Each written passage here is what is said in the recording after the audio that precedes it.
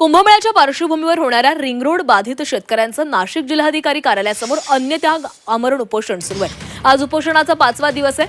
गेल्या 5 दिवसांपासून या ठिकाणी हे शेतकरी उपोषण करतायत। रिंग रोडची अलाइनमेंट नवीन मार्गाने न घेता जुन्या मार्गाने घ्यावी या मागणीसाठी हे आंदोलन सुरू आहे।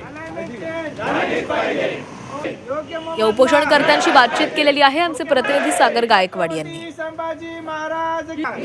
सिंहस्थ कुंभमेळ्याच्या पार्श्वभूमीवर शहरातील अनेक रस्त्यांचं काम सुरू आहे। या संदर्भात एक सिंहस्थ कुंभमेळ्याच्या पार्श्वभूमीवरतील शहरालगत असलेले रिंग रोड तयार करण्यात आलेले आहे। मात्र या रिंग रोडला शेतकऱ्यांचा काही विरोध असताना आपल्याला पाहायला मिळतोय।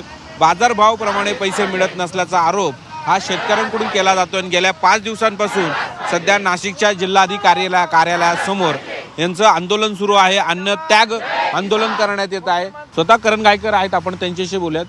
आज 5वा दिवस आहे, अन्नत्याग केलेला आहे। रिंग रोडचा प्रश्न पुन्हा एकदा चर्चेला आलेला आहे। नेमकी काय मागण्या आहेत आणि सरकारचे कुठले प्रतिनिधी आपल्यापर्यंत पोहोचले?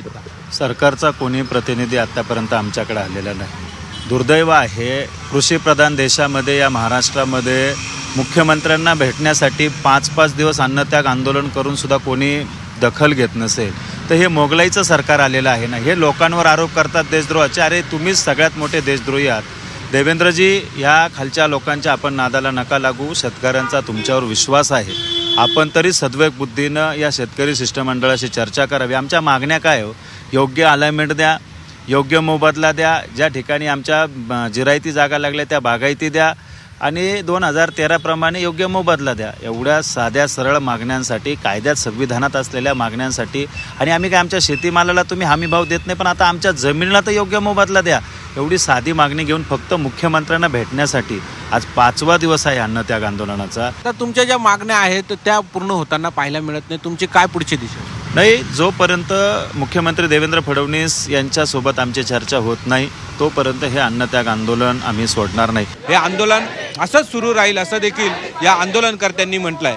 कॅमेरा पर्सन बबन सदगीरसह सागर गायकवाड, जी 24 तास, नाशिक।